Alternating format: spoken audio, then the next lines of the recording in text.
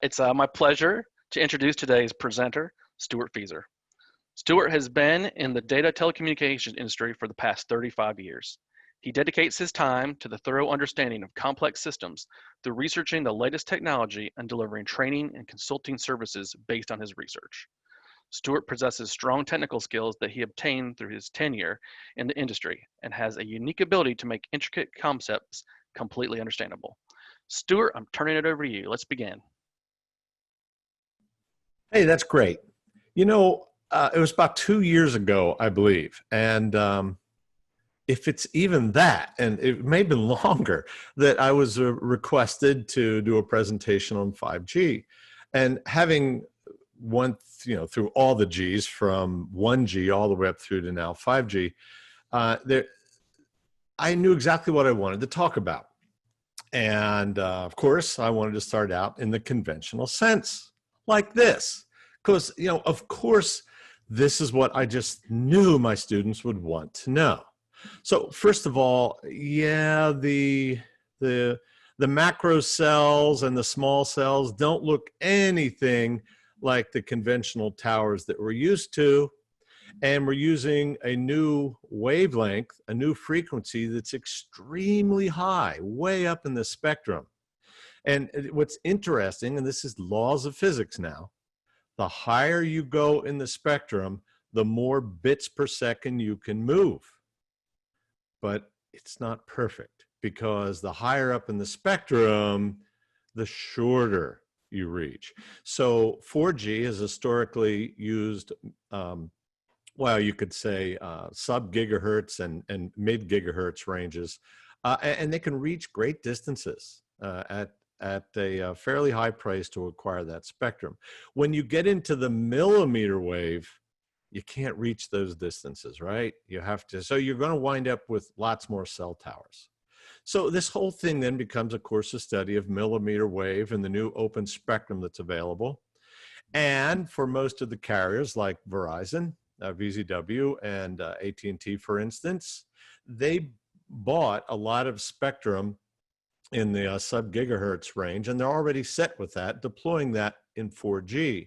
T-Mobile actually purchased a big chunk of spectrum in the sub-1 gigahertz, and they've, of course, deployed that with the 5G technology. So they can say we have the largest 5G network, and the whole thing is very intriguing to me, the marketing aspects of it, but it doesn't really change the nature of physics, which is the whole issue of what's going on here. I want to move a lot of bits per second, then I want to take advantage of these higher frequencies. But I can't go as far, but it looks like I'm going to have to need a mixture of all of these, and that's indeed the case. So with that in mind, yeah, our new antennas really look different. Our macro cells actually are able to have many antennas on them, and it creates an array that can cause a thing called beamforming. Now, I want to remind you that this is how I thought I was going to start teaching 5G, because I just knew that this is what people were going to be interested in. The idea with beamforming is if I have a lot of little antennas like this that are working together to constructively and destructively interfere, you can cause these beams to go out, and you can actually do radio over radio effectively. You can you actually reach out to these city furniture components out here, or even rooftops if you want to, and drive information wirelessly and then just ricochet it back down, whether it's a Wi-Fi 6 or whatever tactic you might want to use. And this is compelling, and it's something that's easily done in the millimeter wave, that a little bit more difficult in the spectrum that normally we think of, the sub-1 gigahertz range for, or in the the sub-10 gigahertz range that we normally think of with 4G.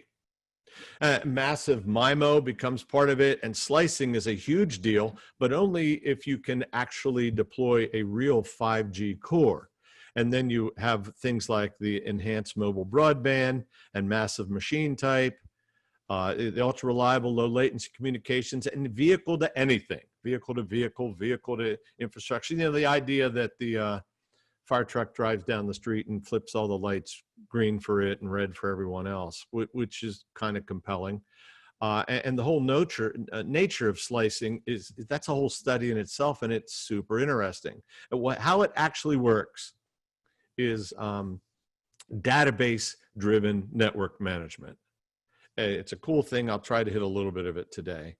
But probably what interests me the most is how 5G makes all future Gs a software push. And I thought this was really compelling. Non-orthogonal multiplex arrangement was something that just worked, a way to be able to reach multiple users reusing the same spectrum. And the MEC, the idea of having cloud right next to you, is super cool as well. But as I said, I thought this is the way that I would start presenting it.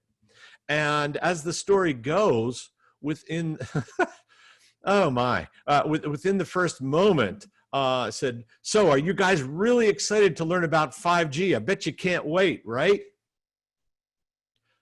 Not a single person in the classroom was smiling. Not a one. Stu, they were being tolerant of me because I was high energy and they could tell I was excited about 5G, and said, this is a great opportunity for the vendors to rip us off. I'm like, oh, I did not see it going this way. I just don't get it. 4G is working great. Why are we going to replace something that we just got working? No, cloud doesn't work for us. We need real hardware. This is not what a teacher wants to hear. Didn't we just go through this with 3G to 4G, and 4G is perfect? It's the best G ever. Like, what a waste. And you're telling us we're going to do this again? I go, wow, okay. Then you know what? I just can't lead off the presentation the way I did with you just now. Let's address this. Let's address it right now, as quickly as we can, because what I'm going to tell you is that, and I firmly believe, if we do this right, and I believe we will, all future Gs must become a software push. We're sick and tired of rolling new hardware every single time. Everyone else in the cloud community doesn't do that. They're deploying things with DevOps approach. And so what did the previous Gs teach us? Well, what if I assume? What if we all assume that my students were right, that their pushback was actually correct? Then if that's the case, let's confirm it. So what I want to do with you is just walk through series of steps right here from 1G all the way through, and let's indeed see if they were right. So in the beginning, we had the base stations, all analog. There's a mobile switching center. The MSC was really a converted DMS 100 or 5ESS with special electronics in it that knew how to drive a base station. But otherwise a conventional circuit switch connected to a tandem switch. And if you wanted to connect to the internet at super slow speeds, you could using a modem, because remember, this is analog. And of course, it was really designed to do voice. So this was the 1G amps, the advanced mobile. And cool. Along comes 2G, and what do we get? Well, probably one of the most compelling things to talk about in the conversion of 2G was a brand new network. So now we had the beginning of what would be called the data guys, air quote, data guys, and the voice guys. So this was known as the packet switch domain and the circuit switch domain. And this idea is actually going to continue for another G. 3G will maintain this. But what we have is no longer a single domain, but two: the packet switch domain, the circuit switch domain. So why don't we take the brains that used to be in the MSC and drop it into a base station controller and make this part of what now refers to as the radio access network, or the RAN. And this becomes then a thing. And the RAN appears to have their own controller, which they do, which would there be one of these for several of those. So a one to many arrangement. And looking back in, the base station controller now acts as the moderator dealing with voice or circuits, or even with circuit switching or packet switching, because there's really two devices that are actually sharing the access network. So we then divide up what would be a really expensive edge router into two distinct components. We say that the SGSN is going to be concerned with the radio access network and basically be managing the anchor point for the radio access network. And the GGN is going to be the access point for IP. And the connection between the two is how we're going to deal, for instance, with roaming and things like that. Not a bad design, actually. What you wind up with is effectively two overpriced routers that are effectively handling what sort of would be a VPN to the GGN. The voice guys, on the other hand, if you look what happened to them, they got this one. This was a free one for them. So the conversion to 2G was pretty much conventional for the voice guys, and this whole notion of a packet network is born. So this is the beginning, and then we continue. Then okay, then what happens in the conversion from 2G to 3G? Now, I think you should always know the religious belief of your teacher. So I'm not a real big fan of 3G, I have to admit. But it did a few things pretty well.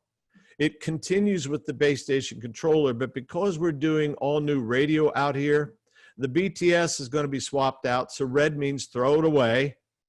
And we have now a node B. We have the RNC sort of taking over for the base station controller. So our radio network controller is still doing the same thing that the SGSN and the MSC were doing. We noticed that the voice guys for this particular release pretty much looking at the same thing, with a big difference, which I probably should have mentioned, I apologize for this, is the conversion from 1G to 2G. This was digital all the way out.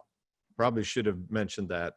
But as far as the way I manage the network, it stays largely the same. That continues into 3G with, of course, the connectivity being all digital down here. But this is T1s and E1s. What happens in the 3G side of things is the network actually gets a lot faster. So we see software updates. So I put the little asterisk right here to indicate what you're really doing is upgrading software on these, and we've pretty much just massively changed out hardware on the radio access network side. Now you have to understand, if I go in this direction, there's a lot more components. So things that are red on the left side of your diagram translates to a lot of money to manage this. So what did we get with this release? Well, SGSN, GGSN upgrade. We overhauled the radio access network, which we tend to do every time. Code division, multiple access, or GSM. Oh my gosh. So now we're having the CDMA types, and we have the GSM types, and the divergence on the radio access network, something that none of us miss. HSPA was getting the GSM stuff running at near 4G speeds, but basically running at 200K. This was a release that when I taught this stuff, I didn't get a lot of the pushback and a lot of the grief. The students behaved in a conventional way. But if you look at it, we really didn't move the blocks around that much, just kind of upgraded in place what we have. Then along comes 4G. Unquestionably, in my opinion, the best release ever. That, discounting 5G. Which hopefully I'll convince you is even better than 4G, but let's see if I can convince you of that. So what happens in the conversion from 3G to 4G is we're going to throw it all away. And when I looked at this, I'm thinking, okay, this is where kind of the attitude is coming from, is the node B becomes an E node B. We don't really need the radio network controller anymore. In my opinion, what happens is a very good thing. The RNC basically retracts back into what is considered the core, because I do see the evolved packet core, the EPC, as the real core. So the MME is doing the thinking on behalf of SGW and baseband. So what was an RNC sort of retracts into the E node B itself, and what was the SGSN becomes the SGW. So what you find is that people that are accustomed to looking at the world like this, so the air quote data guys, they look at this and they say, well, actually, this isn't so bad. This actually looks pretty good, because we do have a baseband unit out here, but it's sort of what maybe was kind of like the RNC, but it retracts into the E node B. And my radio access network suddenly looks like a bunch of E node Bs, kind of like that. And then we have an MME back in the core, arguably where it belongs, that's orchestrating a relationship between E node Bs and SGWs dealing with mobility management, which is a secret code word for kind of just dealing with the handoffs. And this is actually looking really good, because coming at it from a software design, which is kind of me, I prefer to write the code. This is way easier code for me to write, because if I'm writing this, I know exactly what I want to control. I can go up here and access a database, the HSS, or as the case may be. In the 3G network, it was kind of like an oligarchy, and this is kind of like a monarchy. It's just cleaner and easier to manage. And another thing that is super cool that happened in this, which caused a massive amount of training, is that the voice guys completely became unglued from what they did. This was thrown away totally, and it becomes IP multimedia subsystem. Suddenly, people that used to, translators and people like that, that used to configure mobile switching centers, are suddenly learning IP multimedia subsystem. They're learning session initiation protocol, real-time transport protocol, session description protocol, and a little bit of H248 for some of the gateway control stuff. What happened was, the attitudes here, it was not as negative as you may have thought. There were some people that said, this is a good time for me to take my retirement, I'm leaving. But a very interesting thing happened is the people that embraced the, basically the trashing of the circuit switch network and putting IP multimedia subsystem behind an all packet switch core, almost to a T, their careers really did things. And what's interesting is a lot of my personal friends that took over this stuff suddenly have all the skills that they need to manage the new 5G core, and their careers are doing really well, which I guess you don't fight City Hall is the moral of that story, isn't it? So whatever the case, this ultimately moves into the core. This hops over into IP multimedia subsystem. And now I think it's time to maybe get a little bit critical of 4G, in spite of the fact that how cool it is. So I'm observing that this brain right here is mobility management, hence the name, mobility management entity.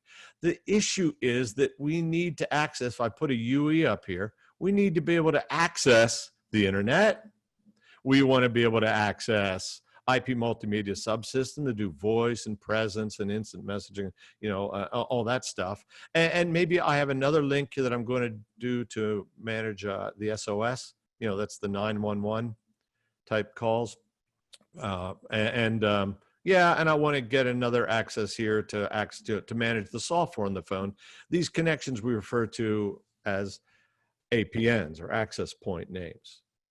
Just all in all, it just looks like a really clean architecture. And surprisingly, the voice guys did a wonderful job. Took work, but they did a wonderful job of making this adaptation. These guys in 5G release pretty much get the release off. Yep, they're gonna have to do some they're gonna have to do some upgrades, because one of the things that you don't like in 5G, or that we don't like in 5G, is the use of the diameter protocol. That just kind of goes away. But all that being said, what I don't like about the MME is that it doesn't really manage those APNs. It doesn't manage the sessions. It doesn't really reach to the PGW. The PGW, if you're roaming, is obviously going to be in a home network somewhere.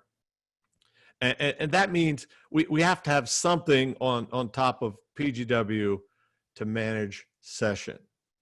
Maybe it would have been a better design if I would have said, okay, I got a mobility management entity, and if it would be communicating with a session management entity of some kind, that I could make an arrangement like this, it would be easier to write that code, which means I would need policy to sit on top of it and manage all of those things. And boom, that's exactly what 5G is going to do. Because 5G is going to look at this and say, not a bad design, but we could do better. So let's hop and take a look at this, and you can take away from this one that where is the attitude problem here? You know, I was saying this attitude, this pushback, people are, so if you look at this and you compare it down below, what I would ask you to observe is that, I'll skip the mech. Whoops, they're identical. We see the same boxes.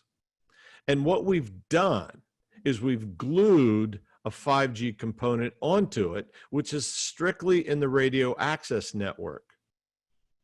And you know, depending how you look at it, you're thinking, wow, is this even 5G? This is, okay, I see we're making the radio access network stuff, but it looks like we're keeping all the 5G, all the 4G core. What you're looking at here is actually option 3X, and it's important we understand that. And it's a halfway point where it looks like we're keeping the evolved packet core intact with no changes. Looks like an E node B stays there intact, and we bolt a 5G tower right to it. Interesting. This particular tactic, known as 5G EU-TRAN, new radios, that's a fancy way of saying 4G, 5G, dual connectivity. Guys, what this is saying is that this phone must have two radios, and they need to be on all the time if you're doing option 3X. That means if the phone wants to use the 5G macro, it's talking to the 4G as well. There's no way around it. And it has both radios on at the same time. That's where the dual connectivity comes from. And all carriers to a T are deploying it like this, and they're calling it 5G. Now, what's interesting is when I get around in the training to explain how all of this works, everyone's kind of calming down. They said, well, that's it. That's it. This is all we need to do, right? And I said, no, this is just a halfway. This isn't really what we have to. This is when the pain starts. Because the next thing I say is, oh yeah, all this, yeah, we're just trashing it. At least the evolved packet core. If you want to go with a thing called 5G standalone. So 2 words you definitely want to add to your vocabulary if you've never heard them before is 5G ENDC. E stands for 4, N stands for 5. That's EU-TRAN to new radio. All right. So this is LTE. I'll just draw it like this. This is the LTE hook right here. And here 5G is new radio. Right. Dual connectivity means you got to be connected both at the same time. And I do want to spend some time because I do think this approach is genius. I think it's brilliant what they're going to do, but I don't get as excited about it as when we turn this on. The HSS's home subscriber service. It's a diameter access database. So you would have the real database up here. You'd have an HSS, which is like a super thin veneer, right? It's a subscriber server. And then you'd have maybe this MME wants to access the data. Well, we will not let the MME issue a query to that doesn't happen. It will use diameter and it'll go through the HSS, which is just a server, which will convert that diameter query into, who knows, whatever that query is on that side to obtain the information and then send the diameter response back. So the issue is this is all diameter that I'm circling here repetitively, right? We want to kill that off, which is why I saw that question pop up. I think it's very appropriate. We don't want to do it that way. We want to go with an all RESTful approach. This is a microservices approach, and Bianca said, will this impact 5G backhaul? Yes, big time. In fact, they call it front haul and mid haul, it does impact the way it works. In fact, the way you roam, it impacts as well. But I want to hit enough of this to make you dangerous, and then I do want to go back and address the brilliance of the option 3x. Guys, if you just say option 3x, then you don't have to say ENDC. 3x, I think, is easier. So you'd say 3x or standalone, add them to your vocabulary if you can't remember 5G ENDC. So the idea in the full-blown standalone is that there is no evolved packet core. What you know of the MME, the SGW, and the PGW are gone. But what was the MME, the mobility management, actually gets carved up into two boxes that I think are doing it, well, I guess hindsight's 2020, but arguably doing it the way it should have in the first place. And the way we access the data, rather than have an HSS approach, why don't we do it in the conventional way that microservices would do it? So what we really have, and I got to warn you, I'm really not dumbing this down. I'm just speaking plainly to you right now. What I'm circling right now, I want you to think of them as web servers. Web servers. But when you query them, you don't get a nice web page back. What you get back is JavaScript object notation. You get back JSON. Now, I want you to imagine that the MME wants to consume this information from these different microservices, these air quote web servers.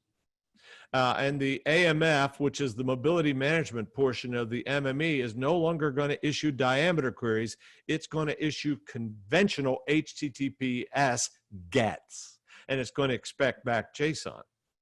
And of course, part of the craft in writing the software is to know which microservice you want to get to.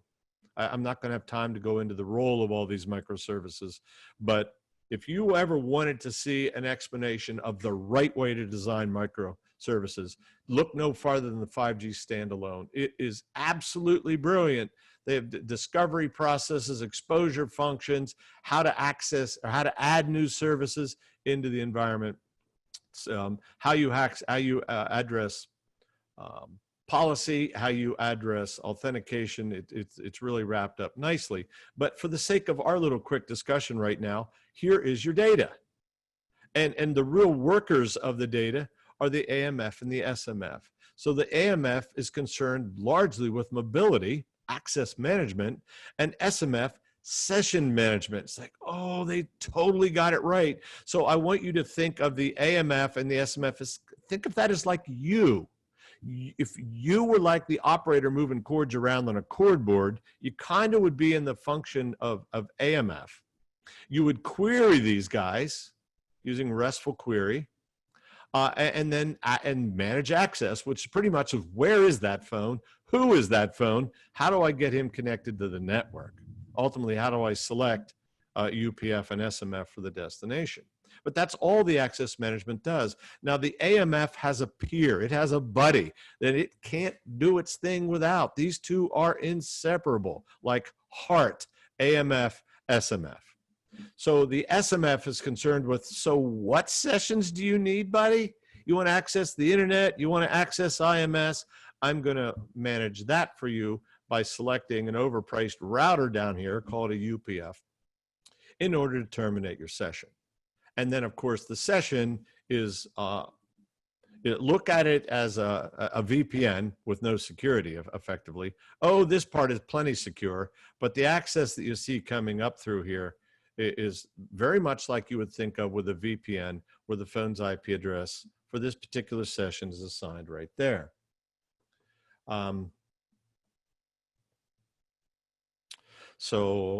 let's leave it at that. So I really like this design because we have workers that are doing their job. We have information up here, which is now all the latest and greatest.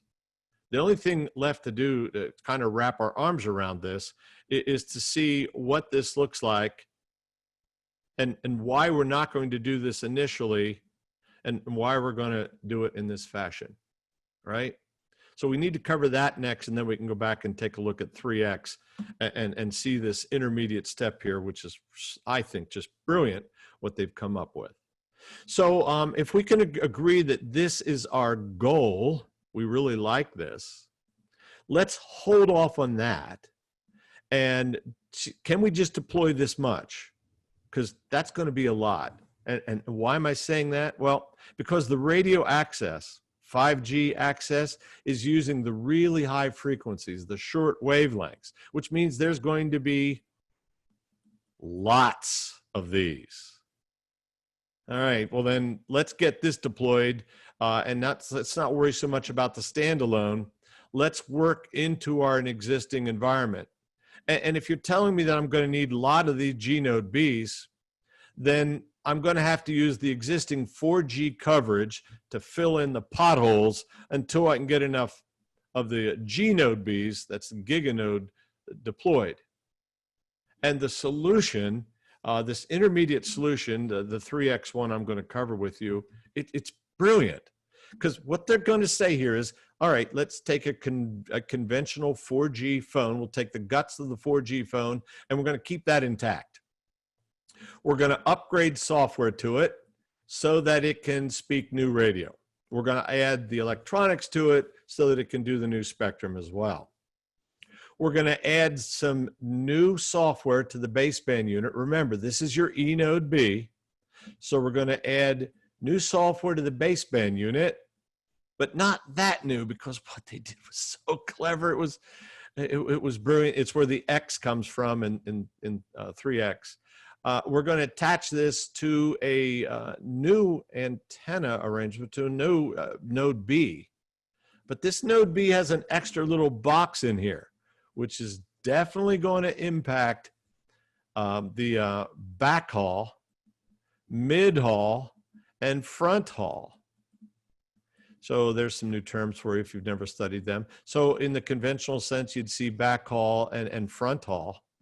We interrupt the front haul right here with a new box called the distributed unit, because what we really want to be able to do is access all the way up to here using conventional Metro Ethernet.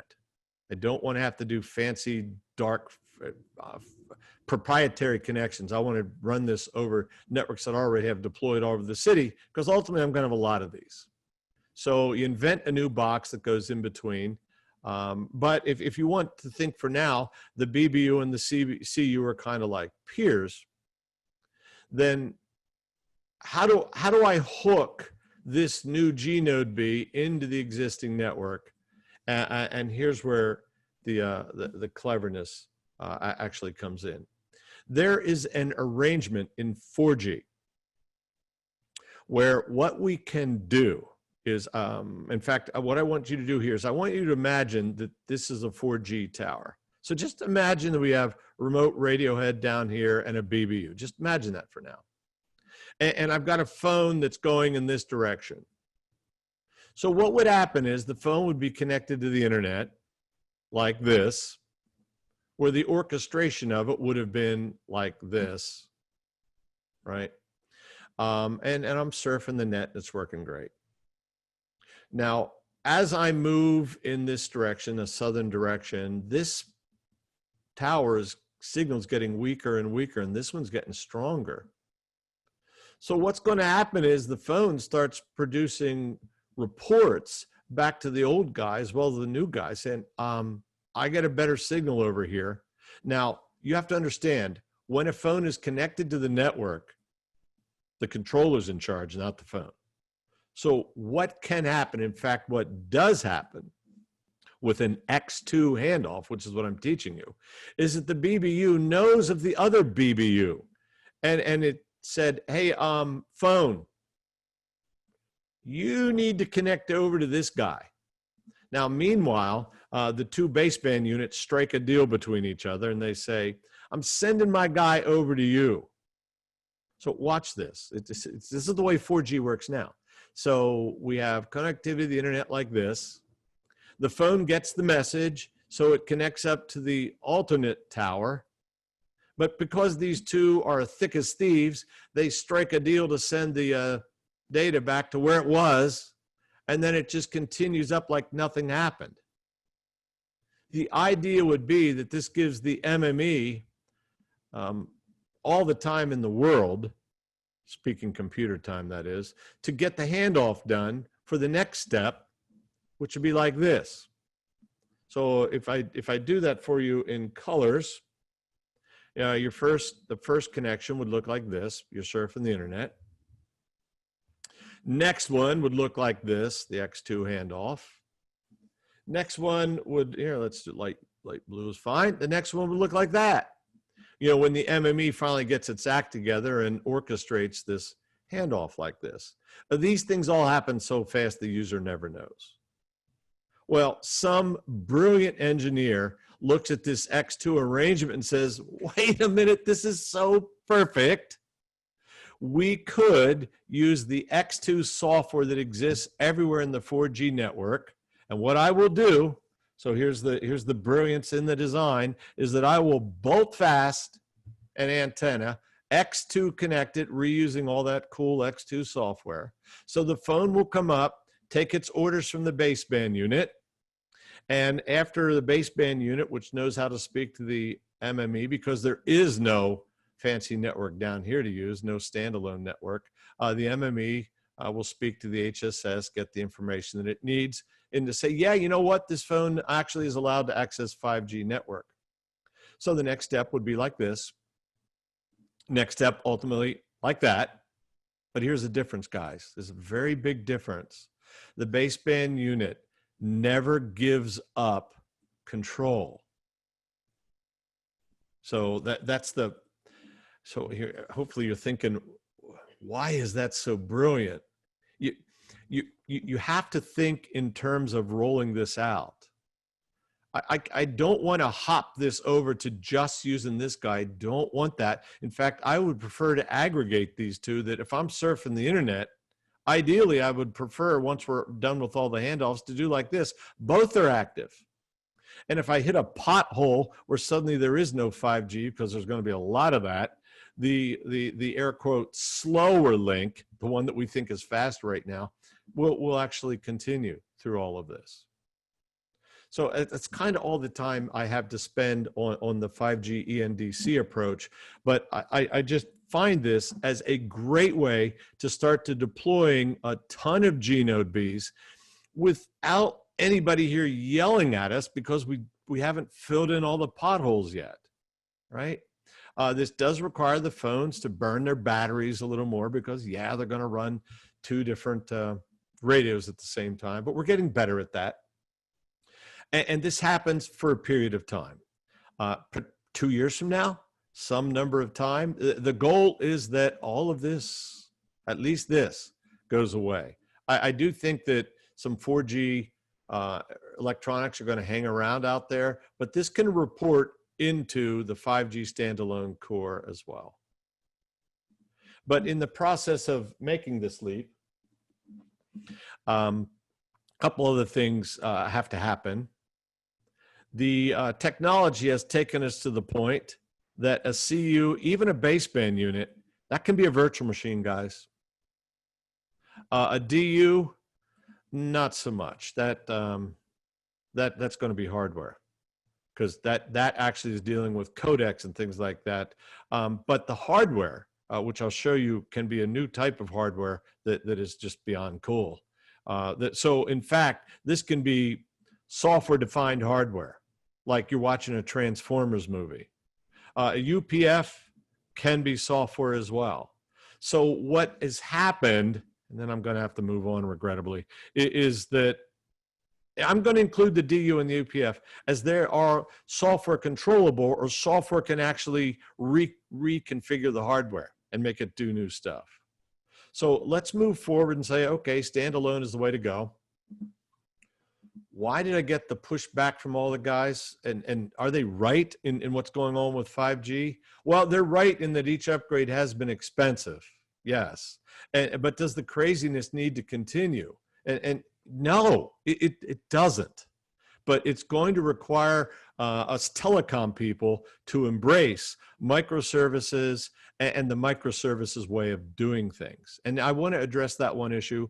Software will never replace hardware, so we know never to say never.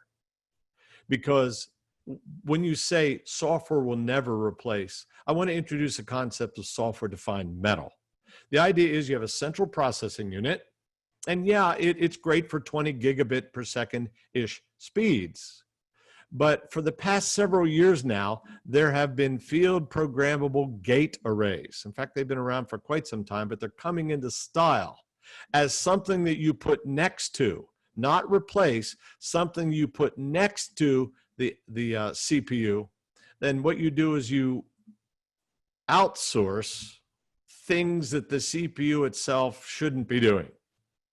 And if I do this, whatever I can configure an FPGA to do is going to be around the lines of 20 times faster than what the CPU could do. So now if my CPU could only run at 20 gig, now 100 to 400 gig is child's play with an FPGA, which means I need software to configure this thing, where if you look at it from a network perspective, a new compiler called P4 is going to allow you to do this. It becomes software-defined metal is what's happening. And probably what started me was this guy from Edis Research, and he's holding in his hand this software-defined radio. And I just think this website just did a great job of explaining it. So he's showing this little card, and I zoomed in on it, and I could actually read, wait a minute, that chip is a Xilinx Spartan FPGA. And I look at the rest of the chips, and I think they're boring. That's the interesting thing. So what's going on? So he continues to explain this $1,200 card, which is USB 3.1 connected. And he said, you know, I'm going to use this. He's plugging into his laptop he's holding there, and I'm going to receive an FM radio. So I said, okay, FM radio, $1,200 FM radio, fine. And then he says, oh, now let's flip over, and I'm just going to, because you notice the San Francisco Bay behind him there. So he said, let's just watch, and he's showing this live, the same radio, and he's showing this little tugboat making a U-turn, and then the video shows it live. I think, wow, whoever did this video did a great job putting this together. And then he says, oh, let's go over to SFO and watch some jets land. And he's showing it in real time. So guys, this is that card running conventional. He didn't pay a thing other than his own time to make all of this happen. So by the way, can this card that I'm showing right here become an E node B or a G node B? Of course it can. It is software-defined metal, because one of the notions of an FPGA, and you really should study FPGAs and what they are, because they're scary powerful in what they can do. And you wind up with actually something that's been around for a while, known as software-defined radio. We'll follow up with that link so you can check it out. So my point is that if the DU and the UPF can become software-defined components, because they're basically FPGAs, then when we go into 6G and 7G, I'm reconfiguring existing hardware, kind of like the Transformers did in the kids' cartoon of years ago. So what ultimately then happens in our path towards 5G, and what is it that you're going to have to do? All right, listen, you can deploy microservices on top of virtual machines. You can even put them on bare metal if you want to. But the conventional thinking is that microservices belongs on containers. So if your cloud orchestration is going to be based on containers, then cloud orchestration means you better be good at probably Kubernetes. Because to understand this, you run microservices probably on top of containers, containers running on top of Kubernetes, and then Kubernetes running on top of whatever bare metal or whatever. Maybe you're actually buying the service from Google Cloud or AWS or DigitalOcean or something like that. You're going to have storage management, because everybody likes to outsource their state. No matter what you're going to do, you're going to have DevOps. Most likely, the skills are going to center. In fact, if you look at just the way we're selling courses, the answer is Ansible, and well, Kubernetes does a lot of the work that Ansible did before, and Python to do this specific programming. The SDN slicing, there is a, listen to this, 2,000% difference between a cloud network that was deployed by just tweaking the operating system to the latest and greatest software. The way that the software ships is far from efficient. And I found that while it's not a massive amount of training, it's important that you understand how to tweak the operating systems to do really good network function virtualization. And then, of course, application development. Whether you're doing application development and pushing it into microservices, whether it's conventional monolithic, the whole idea, you look at this 5G thing, it is surrounded with nothing but software, because that's the goal in all of this, is to push it to become software. All right, let's see. Where's that take us at this point? Yeah, it takes us right to the end. I went 3 minutes past. Hey, I apologize, but let's turn it back and see if we can answer some questions.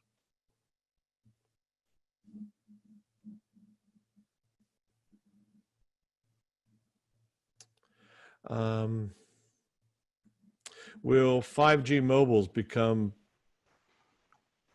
compatible? Well, yeah, 5G, definitely.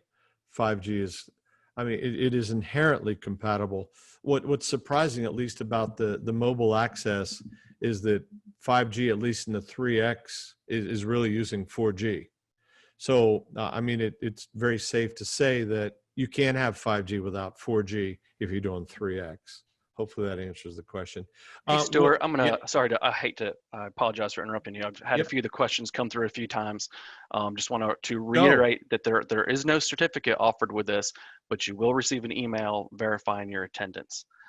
So that's come up a few times during the presentation. Oh, okay. So yeah, no worries at all. Just wanted to make sure that I got that out there. I've answered that, I'd say about 25 times. So hopefully that takes care of it. Yeah. But we have some other great questions coming in, Stuart. And if you like, I'll go through some of our top ones with you. Please. We'll get through as many as we can get through. Yeah. So how will 5G latency be lower if processing is being done in the cloud? Oh, but well, it's okay. It's not being done in the cloud, right? So what you have to understand is that this phone, let's say that our phone right here is connecting to a mobile edge computing. So this is now called multi-service edge computing. They renamed it, and I thought the old name was better. So I'm gonna do retro and call it mobile edge computing. Let's say that I want to access this, and while we're at it, let's talk about slicing. I want to access this with a latency of no less than 4 milliseconds. That's all I will tolerate. Then what has to happen is that when the connectivity request occurs, which occurs once, not repetitively, occurs once while the phone is wherever it is, to session management. Session management's going to go up to network resource function and says, give me all of the resources that are within 4 milliseconds of the longitude and latitude of this guy. Now, I defy you to do that easily in a 4G network. But in a microservices world, where each one of these guys are brilliant little boxes, this network, this discovery function, that's network repository function, says, oh, Mr. Session Management Function, you actually have several targets. That's a UPF that are within 4 milliseconds or with X milliseconds of you, and I suggest accessing this particular. So what we don't want to confuse, what we have to be really careful about, is this component right here, which I'd argue is insanely fast at getting the right information. Don't confuse that, the establishment of the session, with the session itself. I am now accessing the MEC 4 milliseconds away from me at X gigabits per second, theoretically, and it is blazing fast. So there is, this never hauls the bits, guys. Let's make sure we're clear on that. This is only setting you up, right? When you're actually accessing the network, you are taking the most direct path, and there's actually less components than there is in 4G. Fantastic. Thank you, Stuart. I see a few people are raising their hands. If you will place all of your questions in the question and answer portion of your control panel, I have enabled the upvote. So if you see a question there you want to answer, give it a thumbs up. Okay, Stuart, since 4G is already pretty fast and convenient, is there a need of 5G for an average Joe? No, 5G, okay. Of course not. No, no. Why is that going to stop us? The reason that we think that is because the average Joe finally has basically the internet in their hands. So the real question is, what are you going to do with a gigabit per second? And the answer is, well, a lot of things that I never even thought of before. But that is a very good question. I think it's a great question. And no, the average, no. I'm very satisfied with my Google Pixel. I'm thrilled with it. And I'll probably ride it out till 5G standalone kicks. And then I'll make the leap, unless I find a compelling reason. That was a great question. And hopefully that was an honest answer. That's awesome. All right, Stuart, should a service provider now planning to start a 4G deployment hold off until 5G? Well, no, positively not. Yeah. So, okay. That is a great question. Let's see if I can, the real question is not, the real question is, what spectrum do you want to allocate? That's which is probably going to take too much time to explain. If you want to be in this spectrum right here, and I'm going to buy that, which is like what T-Mobile did. So look, do you see this range right here? We call this the sub 1 gigahertz range. This gives you 4G speeds and it reaches great distances. This gives you faster 4G speeds, but medium distances. This up here gives you gigabit per second speeds, very short distances. So unfortunately, you asked a question, I'm answering it with a different answer. But if I were starting out right now, what would I want? I would want to buy as much spectrum as I could in the sub 1 gigahertz range and run 5G new radio on it.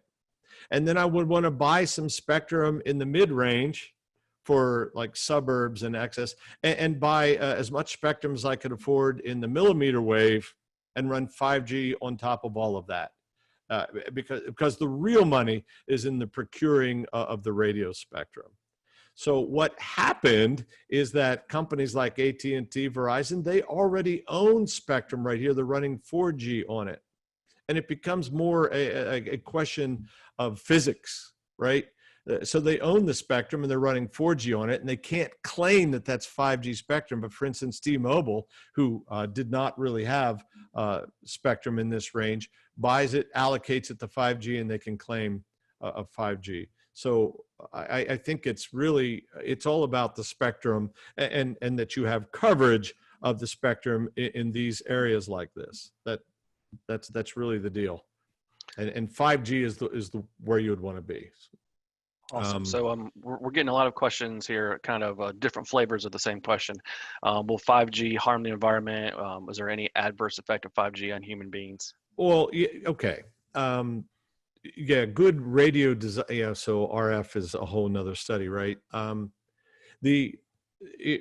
you're concerned about predominantly, like X-rays and stuff like that, that'll definitely cause cancer. We know that is way, way, way. It's not even a neighbor that's nearby. But that doesn't mean that the radio frequency engineers get the day off. There's definitely some, what I call it, design morality in this. I mean, the issue is that when you design antennas and radios, you deliver a pure wave at the frequency that you're supposed to. And what happens is in sloppy engineering or sloppy design, you create things called harmonics. That's frequencies that should not be there. And that can cause some problems. At least it can make it really hard to see or to use frequencies that are supposed to be like right here. And I got a really sloppy radio on this one that's leaking and spraying all over. And if it's generating harmonics that are way up high here, that's really bad, right? But I mean, the way you've asked the question, I'm not afraid of it. But that being said, I'm definitely going to be reading all of the reports that I can on what happens. But at this stage of the game, I'm not worried. Thanks, Stuart. Okay, so we've got time for one more question here. So are there network companies now using the 5G? Oh, so yes, but it's largely field trial and testing. And the other thing is, I guess that depends what you want to call 5G, right? According to the way 5G is defined, is my favorite diagram. This is 5G.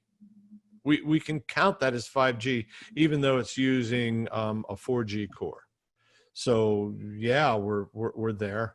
But real 5G is when you cross the line. When you're in standalone. That's when things like slicing and stuff like that are really going to happen. So I guess that depends on if 5G ENDC means 5G to you, then yeah, we're there now, limited. If 5G standalone means real 5G, we're a few years away. Perfect. Stuart, thank you so much for all this information today. Thank you everyone that's joined and your fantastic questions. We really, truly appreciate it. Hope everyone enjoyed today's webinar. If you'd like to learn more about this topic, I think Stuart has a slide here with our recommended courses. That'll be a challenge because I was skipping every. There we go. So our Kubernetes Bootcamp, 5G Essentials, and Python Basics are kind of the next recommended steps. So again, thank you everyone for joining. This has been really fantastic.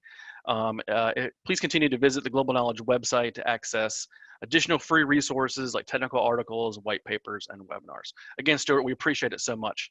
Thank you and have a great rest of your day.